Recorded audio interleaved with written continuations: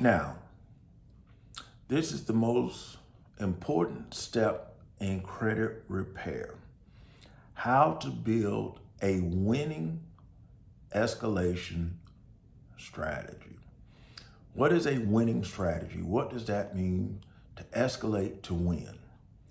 Knowing exactly when and where to submit your escalation and exactly what responses you need previously from the credit bureaus to let you know it's time to escalate.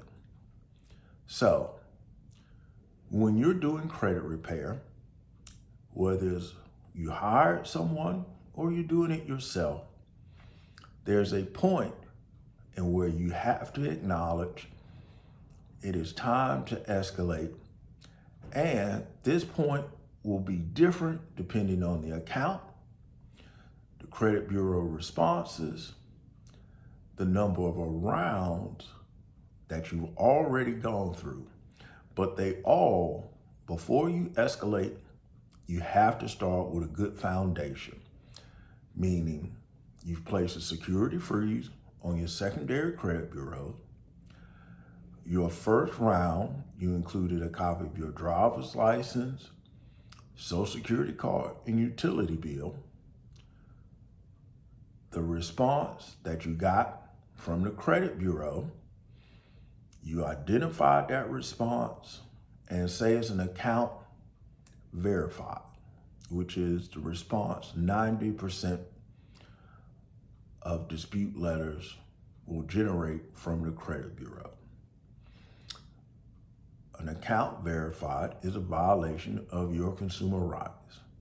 When you submit a dispute, as long as you've done it correctly using 15 U.S.C. 1681, which is simply asking for a human to review and provide the results from that review of your dispute and provide method. How did they verify it? Either by email with the credit bureaus, by telephone, smoke signals. How did they do the verification to verify that not only was the account yours, but you were aware of the status of that particular account, meaning if it's a late payment, did the bank submit letters notifying you that this account is late? Normally what occurs is the credit bureaus don't do any of that. They use eOscar, which is an electronic computerized system that will scan your dispute letter, send out an electronic signal to the creditor or the third-party debt collector, and it's basically going to verify your name, your address, your date of birth, and your social. And as long as the data furnisher, which is the bank, the creditor, or the third-party debt collector has that information, the account is verified as yours. Now, when you get that letter,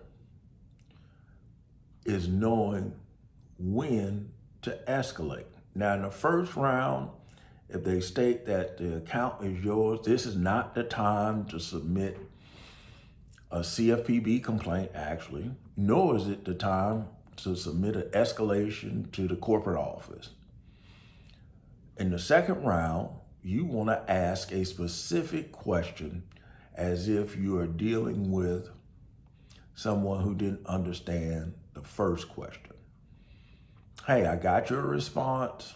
It said account verified, but I have no idea, how did you verify? Was it by email? Who did you speak to? How did you verify that was even my account? It just says account verified. So your second round dispute, and where you're sending it directly to the credit bureau, is asking the credit bureau to elaborate, to provide proof, provide method of verification. Now, if the credit bureau still doesn't provide that proof, this is when you escalate into a phone call that you're going to record, and you're going to speak to the agent or customer service representative from that credit bureau and say, hey, I got the letter. On June 3rd, it said account verified, but it never really gave me any information. Could you clarify to me how this account was verified? And the majority of the time, the actual customer service agent is going to violate your consumer rights again by stating, hey, we sent you a letter. In the letter, it gave all the information necessary to address your concern. Well, you're telling them that the letter did not address your concern, nor provide method of verification, which is what you were asking. Well, once you conclude that telephone call, you upload it into your AI, Gemini, ChatGPT, Claude, DeepSeek, whichever is your preferred AI platform, which should be a paid account because there's going to be a lot of data. And when you have it analyze the transcript, you're simply going to put in a prompt, identify consumer right violations. It will point them out. You'll then print a copy of the transcript, and now you're going to submit your dispute. You're going to escalate it either to the corporate office or the credit bureau or into a Consumer Financial Protection Bureau complaint. Now, knowing this, when to do this is very important, because I can also tell you if it is a recently reporting account, say it's a late payment that was made in the past 30 days, that is probably not your best method of attack. Why?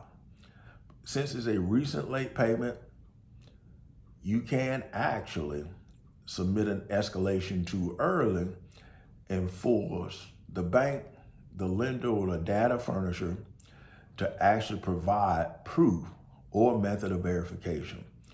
So the newer accounts, you're not going to escalate as fast because a newer account, a newer collection, repossession, foreclosure, eviction, that lender, that's still considered an active account if it's under 6 months old, and you could trigger the lender, the financial institution, the property manager, the loan provider to actually provide proof of either your application, proof they've communicated to you the status of that particular account, whether it went to collection, late payment.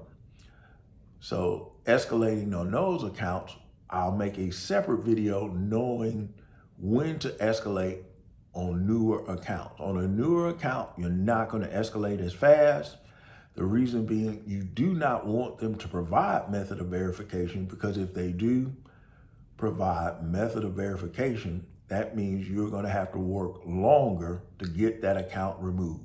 So knowing when to escalate is very important. When it's an older account, you can escalate sooner. Meaning, say it's a hard inquiry. It's 18 months old. Well, if they don't remove it, you can escalate relatively quickly because it's going to fall off in 2 months. So if you need to have it removed so you can apply for a premium credit card, yeah, you can escalate that account.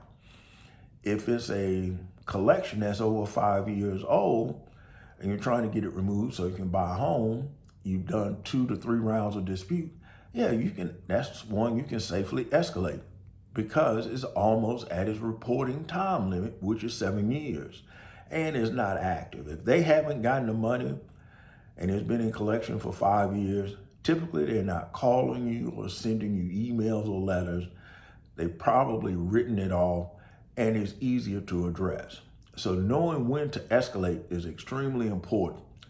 I'm going to speak about specific accounts and time frames because a newer account that is recently reporting, the rule of thumb is you would not escalate it within the first 6 months it started reporting. So if it's a late payment that you made in March, is now May, you can dispute it, but escalation requires when you start going to the CEO or contacting directly to the data furnisher, the bank.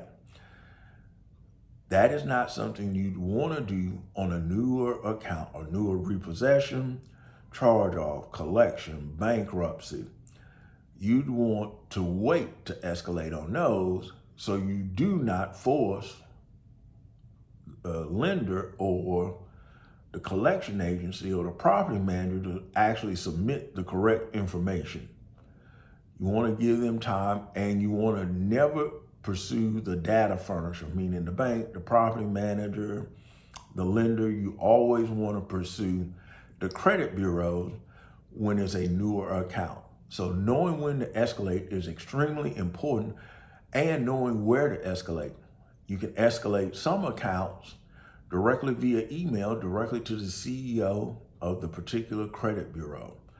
Some you can escalate directly to the Consumer Financial Protection Bureau by mail and get that account removed. Not online, but knowing when, and I'll discuss that in future videos, but knowing when to escalate, where to send your escalation, and the language necessary and the evidence necessary to have a successfully escalated account removed from your credit report, we'll discuss in detail. Now I just want to let you understand, knowing when to escalate is very important. Knowing what type of account. So if it's a newer account under 6 months old that just started reporting negative, you do not escalate it as fast, and you definitely are not as aggressive as an account that's much older. Hopefully this helps. If you have any questions, leave a comment. And if you have a question that's personal or you need a phone consultation, email me at perfectscore@$10creditrepair.com. Thank you.